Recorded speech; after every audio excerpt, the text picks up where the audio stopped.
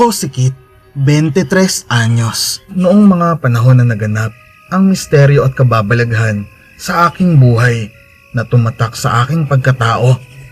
Kaya't inyong tunghayan at tapusin ang aking kwento hanggang sa huli. Matagal ko na ring naririnig ang patungkol sa probinsya namin na di ko nababanggitin. Iwas bash na lang. Malapit ito sa lugar ng Kabisayaan pero purong Tagalog pa rin ang salita dito sa probinsya na to. Napakaganda ng mga tanawin dito at napakalalambing ng tono ng pagkakatagalog nila. Matagal na akong curious sa kung ano ang pakiramdam pag nandun na mismo sa probinsya na kung saan nagmula ang lahi namin. Puro kwento-kwento lang ang naririnig ko na nakakapagpahanga sa akin. Pero sa mga pagkakataon na ito ay gusto ko nang ma-experience ang totoong pakaramdam. Nangyari na nga ang aking pinakahihintay. Kailangan nila mama at papa na umuwi ng probinsya. Pero nagkataon na parehas silang hindi pwede. Dahil si papa ay nasa ibang bansa, nagtatrabaho. At si mama naman ay kailangan na magbantay sa aking mga mas maliliit pang mga kapatid na araw-araw ay kailangan na pumasok sa eskwelahan. Saktong naghahanap ako ng panibagong trabaho ng mga sandaling iyon dahil halos mag-iisang buwan pa lamang mula nang ako ay matapos sa aking kontrata sa 6 months ko na naging trabaho sa isang mall. Kung kaya't sa akin nabaling ang responsibilidad na umuwi ng probinsyang kailanman ay hindi ko pa nararating at talagang pinangarap o pinapangarap kong marating. Di ko magawang mabuo ang aking pagkatuwa o saya na sa wakas ay makakarating na sa probinsya namin. At solo akong babiyahe na nakakadagdag pa ng thrill at excitement para sa akin. Di ko ipinagpapasalamat na makakauwi ako for the first time sa kadahilan ng uuwi lang naman ako dahil sa may sakit ang aking lola. At mag-isa na lamang ito sa kanyang barong-barong doon sa Bukirin. Si mama lang kasi ang naging anak ni na lolo at lola. Actually, dalawa sila. Pero si tito na panganay nila mama ay matagal na nilang ipinagsapalagay na yumao na o patay na. Dahil simula nang tumungtong ito ng 16 at nagkaroon ng malubhang karamdaman, ay nagawa pa nitong maglaya, sabi nila mama. Nagtanong ako kung bakit, pero sabi ni mama ay masyadong mabait si tito at ayaw na pahirapan sila ni lola. At iniisip umano ni tito na nakakahawa ang kanyang sakit, kung kaya ito ay nagpakalayo-layo at di na bumalik pa o marahil di na nakabalik pa. Kaya ipinagpapalagay na lang nila na marahil ay wala na nga ito dahil sa tagal ng panahon na lumipas. 14 pa lamang si mama noon ngunit ngayon ay pamilyado na at 3 na kaming mga anak nito. Ora mismo ay bumiyahe na ako at sumuong sa isang bagong lugar na minsan ay di ko pa napuntahan at di pamilyar sa akin. May kaba pero excited at kahit papano ay nakakaramdam ako ng saya dahil kahit papano ay makikita kong muli si lola. Napakatagal na noong magpasya si lola na umuwi na lamang sa probinsya noong yumao si lolo at iuwi nila ang labi nito sa probinsya. Kasama nila mama at papa ay inihatid nila ito. Di ako nakasama noon dahil ako ang nag-aalaga sa mga kapatid ko dahil may pasok kami pare-parehas at nagkataon na medyo kapos din kami. Kung kaya't sila mama at papa na lamang ang sumama kay lola para sa probinsya. Ang kahit papano ay maiburol si lolo. At kahit 3 gabi lang para sa mga kamag-anakan nila doon. Kaibahan, 10 taon ang nakaraan. Ngayon ay si lola na lamang ang nasa probinsya dahil nagsiluwasan na halos ang mga kamag-anakan at yung iba ay Di naman namin direktang kamag-anak tulad ng kapatid o anak ng lola. Kaya di namin sila pwedeng asahan o obligahin na alagaan si lola. At isa pa, nasa liblib na lugar umano ang kubo ni lola sa lupain o bukirin na pagmamay-ari nila ni lolo. At malayo sa sibilisasyon, payak ang pamumuhay. Ngunit mahirap saklolohan kung kakailanganin. Kaya kailangan talaga na samahan si lola at hikayatin na bumalik na ng Maynila upang sa amin na muli manirahan at parentahan na lamang ang bukirin kung ayaw nitong ibenta. Kami rin naman ay ayaw namin na ibenta ang lupa at bukirin sa probinsya na huling bagay na nagkukonekta sa amin at sa aming bayan na pinagmulan. At alaala na rin yon ni lolo at ng mga pinagpaguran nito. Naging madali lang sa akin ang pagtunton sa kinaroroonan ng bukirin namin at ng kubo ni lola dahil kahit papaano ay ako yung tao na matatawag na living GPS. At dagdag na rin doon na kapwa kami ni mama mahusay sa mga mapa-mapa. Kaya naituro niya din sa akin kung saan banda sa pagitan ng mga kabundukan maaaring nandoon ang eksaktong lugar ng kubo ni lola. At di naman din siya nagkamali. Mabilis kong natunton ang kubo. Lalo at ito lang ang talagang mag-isang nakatirik doon. Nakakatakot lang talaga dahil sa liblib ng kabukiran na iyon ay mag-isa lang si lola na namumuhay doon.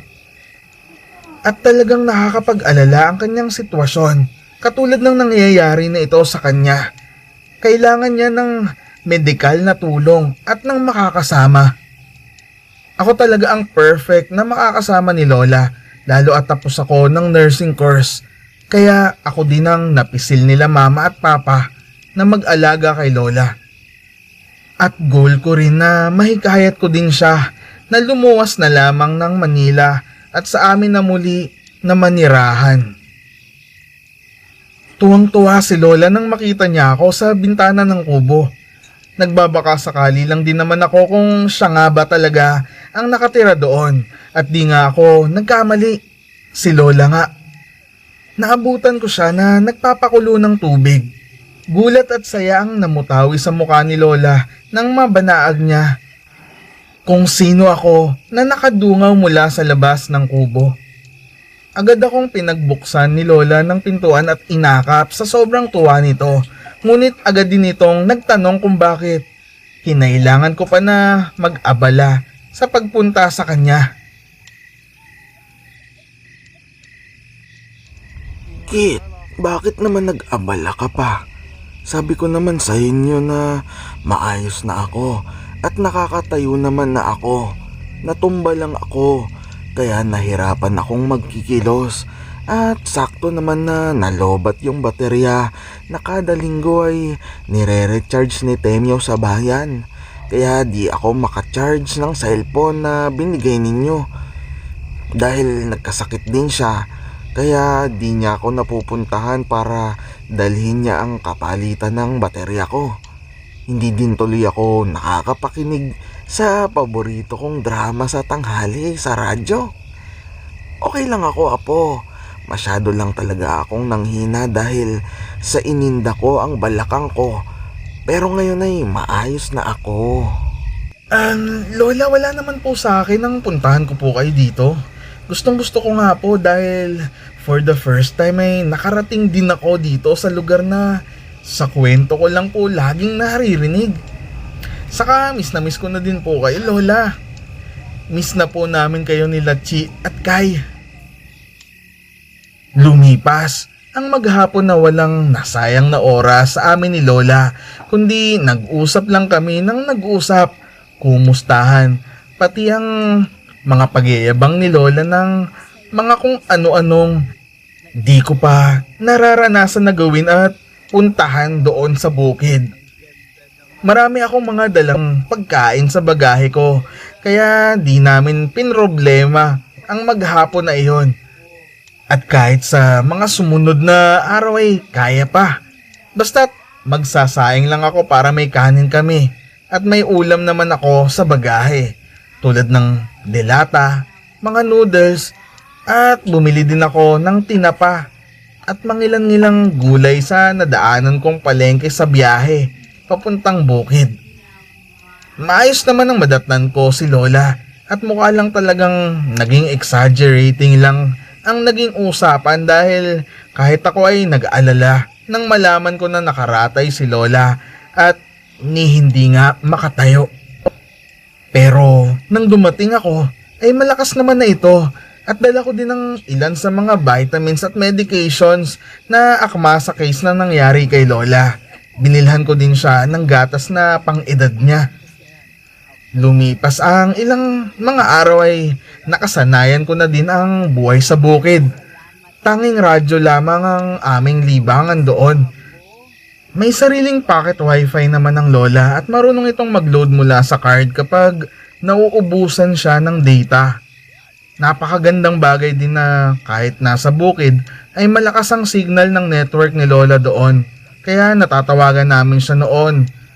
Noong nasa Ayan, Manila sige pa lang. ako. Ayos na ba?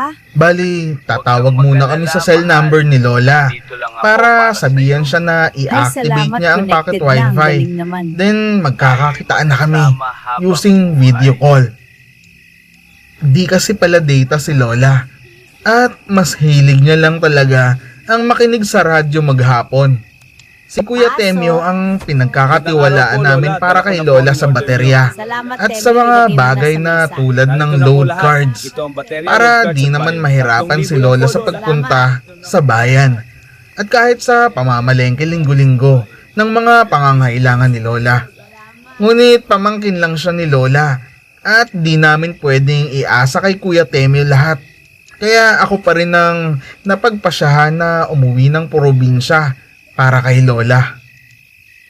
Isang gabi ay nakatapos na kaming maghapunan at nakikinig na lamang sa radyo nang di ko kayanin ng napakalagkit na pakiramdam na ngayon ko lang naranasan sa halos magdadalawang linggo kong pagtira sa bukid. Ingit ako ng ingit kay Lola na parang ang init-init at di mo malaman kung uulan ba o ano. Dahil ang alinsangan talaga ng paligid. Ngunit tila nagsasawalang kibulang si Lola sa nangyayari sa akin. At tahimik lang ito. Medyo naninibago ako kay Lola ng mga panahon na yon. At parang wala siyang pakialam sa nararamdaman ko. Pero inisip ko na lang na baka pokus na pokus lang siya sa drama na aming pinakikinggan gabi-gabi sa radyo. Tiniis ko na lamang ang lagkit at alinsangan ng paligid dahil kaliligo ko lang din naman nung bago kami maghapunan at medyo creepy na din kasing lumabas pa gawa ng napakadilim na sa labas at ala naman kaming kuryente bukod sa baterya na sinasaksakan namin ng mga mahahalagang bagay lamang upang matipid ang karga nito. Di naman kami karaniwang nagsasasaksak ng mga clip fan na uso sa ngayon dahil daig pa ng pag-ihip ng hangin sa bukirin ang cliff fan. Ang ihip ng natural na hangin sa bukid ay malamig-lamig ang simoy na kung sa tutuusin ay masasabi mo pa nga na giginawin ka lalo sa gabi hanggang sa madaling araw. Pero ng mga tagpong iyon ay kakaibang init talaga ang nararamdaman ko.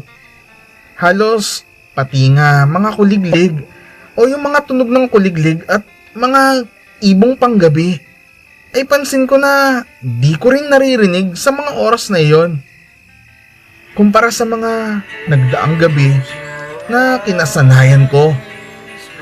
Bandang mag-aalas 9 ng gabi nang hinaya ko na nga si Lola na magpahinga na matapos ko siyang painumin ng kanyang vitamins at other medications na prescribed via online check-up regarding sa sakit niya. Sa mga maaring magtanong, opo, nangyayari na po iyon, ang online check-ups, lalo sa mga lugar na tulad ng kay Lola. Pero nakadepende pa rin sa sitwasyon. May ibang applicable at meron naman kailangan talagang makita o masilip ng doktor. Sa kaso ni Lola, pwede naman sa online. Dahil ako naman ang taga-assist ng doktor sa kabilang linya dahil kasama ko naman na si Lola at ako ang nurse niya, kaya matutukoy ng doktor kung ano ang dapat na maging findings. Balik tayo sa senaryo. Lola, tara na po, matulog na po tayo. 9:00 na po pala. Mauna ka na, Apo. Magpapaantok pa ako muna sa tugtog. Sige po, mauna na po ako, Lola. Biglang sobrang antok ko po eh. Tumanggi pa si Lola na sumabay na sa akin na magpahinga gawa ng di pa umano siya dalawin ng antok. Kahit tapos na ang drama sa radyo, ay nais muna niya umano na makinig ng mga pampaantok na tugtugin. Baka sa mukha ni Lola na mukha itong malungkot na tila may malalim na isipin. Ayaw ko din naman na ma-stress pa si Lola kung pipilitin ko pa siya. Gayon kilala ko din naman si Lola na magpapaantok lang talaga ito at susunod na rin siya maya-maya.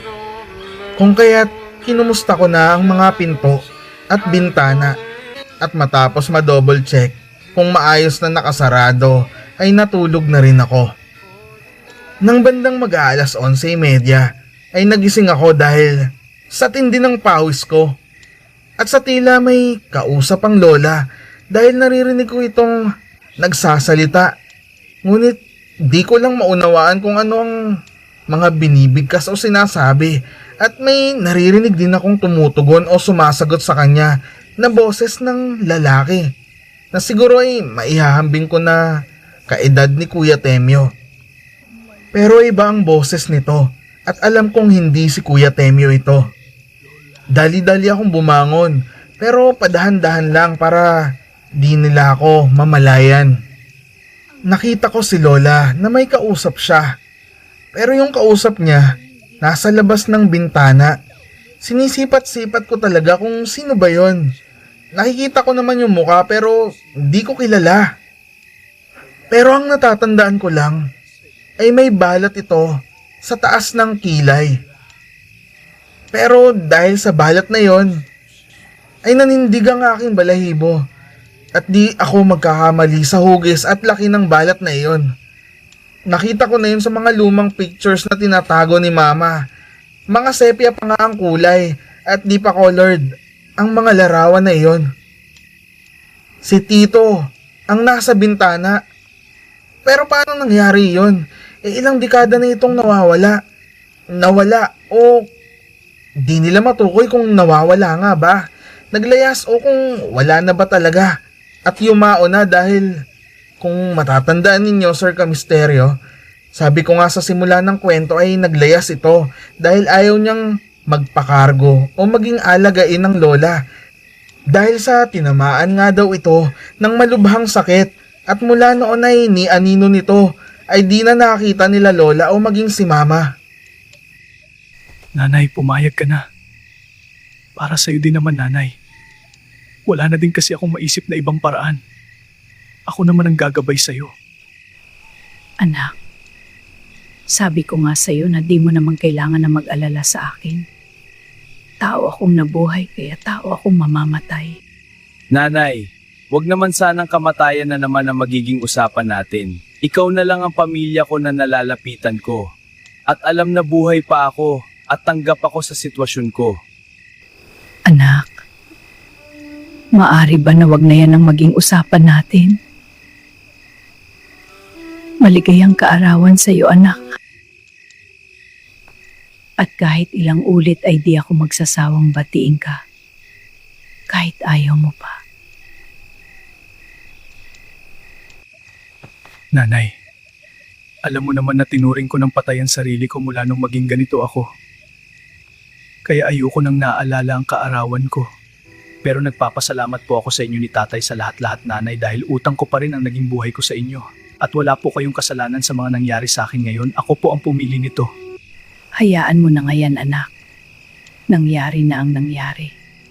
Kung ano man ang iyong naging pasya ay isipin mo na lang na may rason kung bakit nagkaganoon. Lahat ng bagay sa mundo ay may rason, anak. Isip mo. Kung di ka ganyan ay malamang ay matagal na akong namatay dahil walang tulad mo na nagbabantay sa akin sa kalaliman ng gabi. At kahit pa nga... Lola, ano po bang nangyari kay Tito? Tanong ko kay Lola na pupungas-pungas pa nga habang lumalabas ng kwarto at papalapit sa kinaroroonan nila ni Tito nang bigla namang humangin ng sobrang lakas at tila may napakalaking ibon o kung ano man ang lumipad. Kasabay din ng pagkawala ni Tito na tila ba ay tinakasan ako. Nakikita ko sa mukha ni Lola na gusto niyang itanggi ang mga nangyari at inaasahan ko na din na sasabihin niyang naalimpungatan lang ako. Kaya naman, inihanda ko na ang aking mga sasabihin dahil halos mahigit 20 minuto na din akong nakamasid sa kanila ni Tito at nakikinig. Ngunit makalipas na magbuntong hininga, si Lola ay inamin naman nito na si Tito nga ang nasa bintana. Pero laking gulat ko nang sabihin ni Lola na si Tito rin ang lumipad.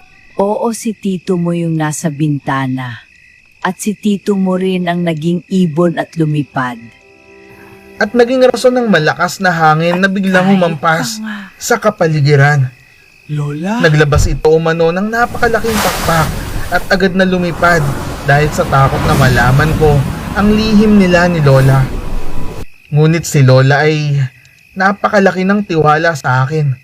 Hindi ko ata nabanggit Sir Misteryo na ako ang paboritong apo dahil ako ang kauna-unahang naging apo ng lolo at lola. Sa bagay, 3 lang naman kaming apo ng lolo at lola. Dahil si mama lang naman ang anak ni lolo at lola na nagkapamilya. Dahil nga, ang alam namin talaga ay wala na si Tito o baka patay na ito. Dahil nga, ilang dekada na ang lumipas. At ngayon ako mismo ang nakasaksi na buhay ang Tito at nililihim nila ni Lola. Nawala ang antok ko ng mga oras na yon. Although halos 30 minutos naman na akong gising mula kanina pero nang lumipad si Tito ay bigla akong parang nagbalik ang lakas at tila di na hinihila ng antok. Kagagawan daw pala ni Tito ang sobrang init sa paligid na nararamdaman ko at ang sobrang antok ko kahit na nadiskubre ko ang lihim na kung sa totoo lang ay nakakawala talaga ng antok. Di nga lang alam ni Tito na sobrang galing ko lang talaga na magpigil ng antok dahil na training ako sa mga duties ko as a nurse noon.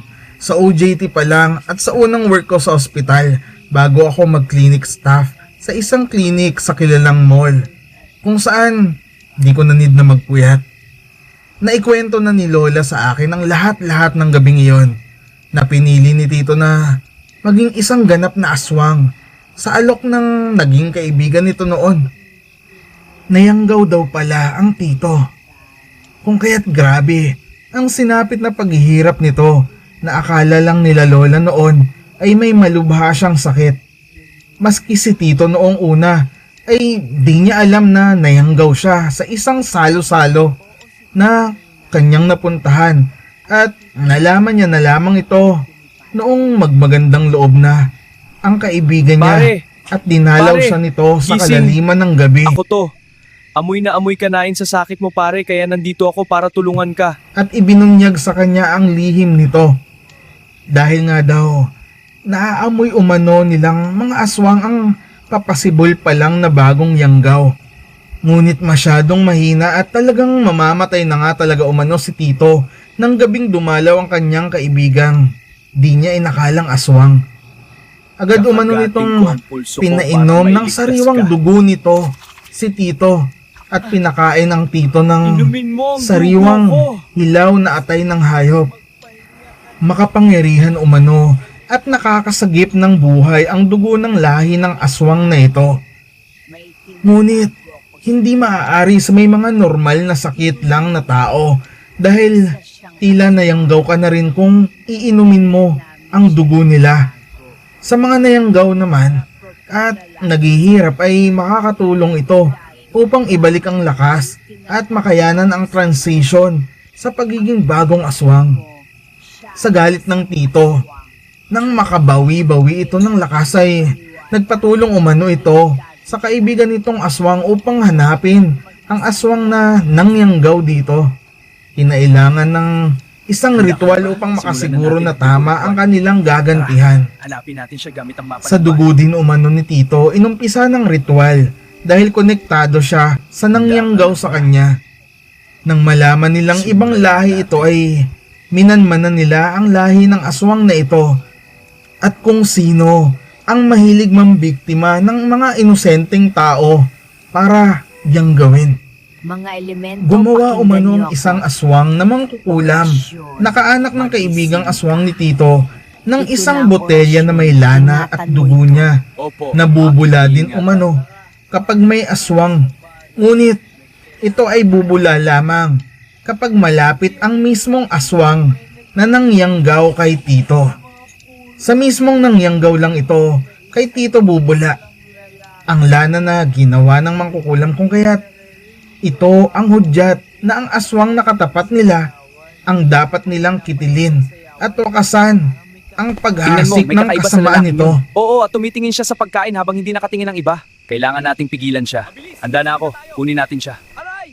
Ano ba yung Mika? Dadaling ka namin. Hinihikayat din umano ni Tito ang lola na umanib at maging isa sa kanila upang makasama niya ito ng habang buhay at maging malakas muli ang lola at malayo sa mga panganib at kamatayan. Ngunit hindi gusto ng lola ang ideya na ganoon. Nauunawaan naman ito ng Tito. Kung hihikayatin ko lang ang lola, tulad ng gusto ni Mama, na sa Maynila na lamang ulit manirahan, ay alam kong kayang-kaya ko siyang mapapayag. Ngunit tama si Tito at si Lola. Sila na lamang dalawa ang natitirang pamilya na nandoon sa Bukirin na pundar ng lolo. At ngayon, mas nakasisiguro ako na di napapabayaan si Lola kahit mag-isa lamang ito sa Bukirin dahil laging nakabantay ang Tito, umaga man o gabi, upang mapanatili na ligtas ang Lola kahit pa sa mga huling hininga nito. At least nga naman ay magkasama silang dalawa. Umuwi akong masaya kahit 3 gabi kong hinintay ang Tito. Di naman ako takot kasi alam kong napakabait ng Tito ko. Di din alam ni Lola kung bakit ayaw akong makilala ng Tito. Lagi lang nasabi ng Lola na baka umano di talaga gusto ng Tito ang ideya na ipangalanda ka ng sitwasyon niya at ng lahi na literal na kinatatakutan ng lahat at itinuturing naman ng iba na haka-haka lamang o gawa lamang ng malilikot na imahinasyon upang takutin ng mga bata. Gusto ko mang sabihin kay Mama ang lahat dahil alam kong matutuwa ito na buhay ang pinakamamahal niyang kuya. Sino ba naman ako para panghimasukan ng desisyon nila Lola at Tito? Di rin makapaniwala si Mama na di ko napapayag si Lola na bumalik dito sa Maynila at dito na lamang manirahan. Pero sinigurado ko kay Mama na napakalakas ni Lola nang dumating ako at mas malakas pa nga ako sa kalabaw nila sa Bukirin. At sadyang si Kuya Temyong lang ang nagkasakit kaya di nakapagpadala ng baterya kay Lola. At sinabi ko na lang na may isang binata na nakatira malapit sa kubo ni Lola na always 1 call away para laging rumisponde kay Lola anytime na kailangan niya ito. At sobrang napakabait kako nito at napamahal na kako kay Lola dahil si Lola na kako ang kinikilala nito na kanyang nag-iisang kaanak. Dahil sabi ko ay ulilang lubos na itong binata na laging nagbabantay kay Lola. Naging kampante din naman ang mukha ni Mama matapos kong sabihin iyon. Kaso naghahanap ng mga pictures at ano daw bang itsura nung binata. Kako ay mahihain masyado at ultimong kubo nito ay ayaw na pakuhanan ng larawan. Baka daw mausog o mabalis kaya wag na lamang nakuhanan dahil gusto nitong magtagal sa Bukirin nila Lola. Kako, mapamahiin kaya sinunod ko na lamang. Hanggang sa mga panahong ito ay buhay pa si Lola. Napapaisip na rin nga ako, Sir Kamisteryo, na di kaya sa inabahaba ng panliligaw ni Tito na pumayag si Lola na maging isa sa kanila, hindi kaya napapayag niya na ito. Magwa 103 years old na po si Lola ngayong darating na August 1, sir. Di ba? Napalaki din kayo ng mga mata, no? Di nga kaya? O sadyang lahi lang nila lola ang umaabot sa ganyang edad? Dahil sa buhay sa bukid, sariwang gulay, sariwang hangin, malinis na tubig galing sa bukal at malayo sa mga radiation ng mga gadgets at telebisyon. Kayo po, sir. Ano sa tingin nyo?